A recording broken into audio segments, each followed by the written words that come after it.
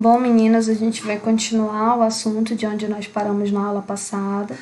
Tá? Na aula passada nós falamos sobre a atmosfera e sobre a composição dela, que é feita por gases, e vimos quanto que esses gases eles são importantes para todos os seres vivos. Agora a gente vai falar um pouco sobre as camadas da atmosfera. A primeira camada vai ser a camada que fica em contato com a superfície terrestre, tá? É onde nós vamos encontrar os seres vivos, tá? É onde acontecem os fenômenos meteorológicos, como os ventos, as chuvas, tá? As tempestades. É onde nós encontramos uma maior concentração de gases, que é a troposfera. E aqui na troposfera, também uma característica importante é que nós encontramos grandes quantidades de gás oxigênio, tá? Por quê? Porque é a camada que está diretamente em contato com a gente precisa do oxigênio para conseguir sobreviver. Só uma consideração aqui também, rapidinho, esse assunto está na página 51 do livro de vocês, tá? Lá tem todas as camadas. Então, passando para a nossa segunda camada, nós temos a estratosfera. A estratosfera, ela vai ter a característica de apresentar a camada de ozônio, tá? O que vai ser essa camada de ozônio? Daqui a pouco a gente vai falar um pouquinho mais sobre ela, mas já é importante vocês saberem que a camada de ozônio ela funciona como um filtro solar, tá? Porque ela vai acabar filtrando aí, impedindo que a maior parte dos raios luminosos eles consigam entrar na Terra. Isso vai ser bom pra gente, porque grandes concentrações causam câncer, tá? Principalmente a relação com o câncer de pele. A nossa próxima camada é a mesosfera.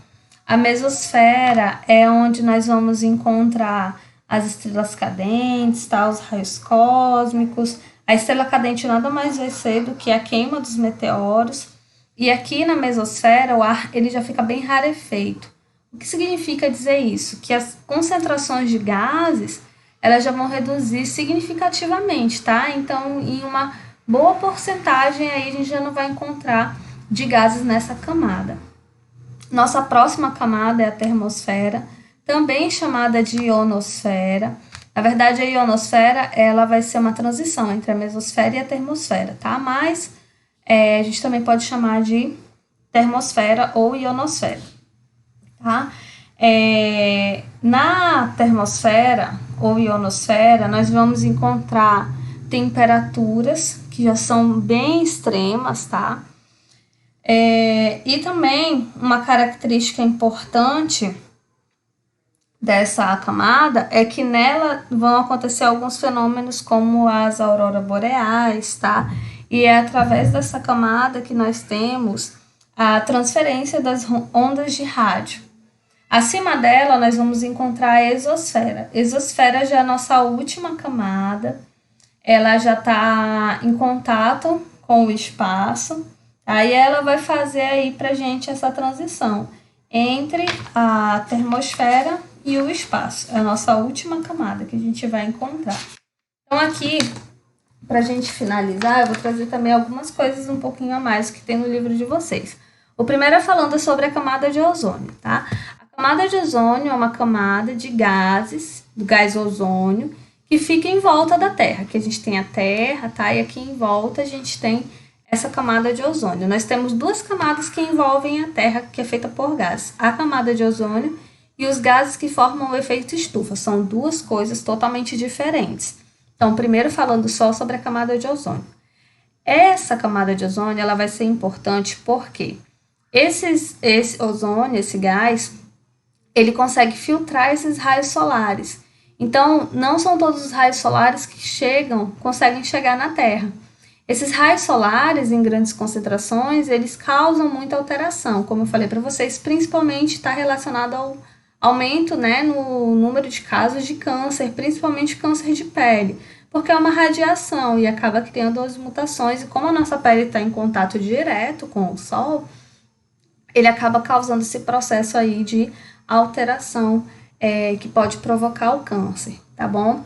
Então, nós temos um problema ambiental relacionado a afinamento da camada de ozônio, porque principalmente após os anos 80, houve um boom aí de produtos que eram comercializados que eles acabavam liberando um gás que é chamado de CFC, clorofluorcarbonetos, tá? O clorofluorcarbono, que ele interage com o ozônio e ele acaba destruindo, entre aspas, esse ozônio, tá? Que vai criando esse afinamento nessa camada. Mas a partir da década de 90, né, de 2001 também aí, houveram várias campanhas por causa de vários protocolos e conferências nacionais e internacionais que estabeleceram protocolos para que o CFC ele parasse de ser liberado. Tá? Quais eram os produtos que liberavam CFC? É o gás que a gente encontrava na geladeira, no ar-condicionado. Tá? Então, hoje os produtos eles têm que ser comercializados no mercado sem esse tipo de gás. Tá? Porque a ideia é que toda a camada de ozônio ela seja restabelecida. A próxima é o efeito de estufa. O efeito estufa ele é um outro fenômeno formado por outros gases que são importantes para o planeta Terra também, tá? O efeito estufa, gente, ele é um efeito natural. Ele acontece naturalmente na Terra. E aí é o momento que vocês se perguntam, mas professora, toda vez que eu ouço falar em efeito estufa, eu penso em coisa negativa. Então, por que é um fenômeno natural? Porque ele está sendo modificado por causa das ações humanas. Então, como que funciona o efeito estufa? Olha só, que a gente tem a representação da Terra e aqui é uma camada de gases que fica em volta da Terra. Não é o gás ozônio, tá? Aqui a gente tem gás metano, tem vapor de água, tem gás carbônico, tá? E essa camada de gases, ela é importante porque quando os raios solares, eles são liberados aqui na Terra, tá? Uma parte fica retida na Terra e a outra parte tem que voltar para o espaço. Por que isso? Porque a gente precisa de calor para conseguir sobreviver. Tá? Então, se a gente não tivesse essa camada, essa parte que deveria ficar retida aqui não ia ficar, ia voltar para o espaço e a gente teria uma temperatura muito extrema, seria muito frio, não daria para sobreviver. Então, é bom o efeito estufa porque ele deixa a Terra quentinha para a gente conseguir sobreviver. Tá? E aí, o que está acontecendo? Como está tendo muito desmatamento, tá? E a gente tem um aumento no número de veículos circulando, entre outros fenômenos, tá? O crescimento principalmente da pecuária, faz com que nós tenhamos uma liberação acentuada, né? Uma liberação maior desses gases. E aí, o que vai acontecer com essa camada de gases? Ela vai ficar mais grossa, tá? Aí a pergunta é, professora, o que tem a ver o desmatamento com o efeito estufa? Gente, as plantas usam gás carbônico. Então, se a gente liberar muito gás carbônico, mas se tiver muita planta, ela vai absorver esse gás carbônico. Mas, como a gente coloca mais carro na rua, né? Os carros, eles queimam combustível fóssil que libera gás carbônico, né? O diesel, a gasolina, eles acabam liberando o gás carbônico. E aí, a gente está tirando as plantas que absorvem esse gás carbônico, o que vai acontecer? Esse gás carbônico agora vai ficar livre e vai ficar lá na camada de ozônio. Assim como o aumento na pecuária. A vaca, tá? O boi, o gado, eles fazem um processo muito intensificado de digestão. E o que acontece é que eles acabam liberando muito metano para a atmosfera, tá? Que acaba se acumulando nessa camada também. Então, essa camada ela vai ficando cada vez mais grossa. Mas quanto mais grossa, maior a quantidade de raios luminosos que vão ficar aqui retidos na Terra. E aí um calor que era para ser suportável, vai ficar insuportável porque vai ficar muito quente. E aí nós temos alguns efeitos colaterais, tá? Como principalmente o derretimento das geleiras, né? Porque a consequência do efeito estufa vai ser o aquecimento global, que é um aquecimento que vai ser gerado aí pelo aumento de temperatura do planeta. Então, o derretimento das geleiras, tá? A morte dos animais, um aumento no volume da água, principalmente do oceano, e que vão trazer vários efeitos negativos aí para o planeta Terra, tá? Fora isso, em relação à camada de ozônio e efeito estufa, que eu trouxe para vocês, que tinha no livro, eu também trouxe falando um pouquinho sobre as propriedades do ar. Já que nós estamos falando da camada que vai abrigar os gases, né? Nós temos que entender que esses gases, esse ar que compõe essa camada, ele possui propriedades. O que são essas propriedades? Propriedades são características, tá? Então, a primeira característica é o fato do ar conseguir apresentar compressibilidade, tá? Então, a gente consegue diminuir o volume do ar. Um experimento que dá para poder comprovar isso é a gente pegar uma seringa, tá? Olha só, aí a gente puxa essa estruturazinha aqui, que é o êmbolo dela, então puxa até o final. O que acontece? Isso aqui fica preenchido por ar. Aí você tampa aqui, ó, com o seu dedinho a pontinha dela e empurra, tá? Quando você empurrar, o que vai acontecer? O êmbolo ele vai começar a descer, só que chega um ponto que você não consegue empurrar mais, porque ele tá com ar, tá? Só que você fez o quê? Comprimiu ele.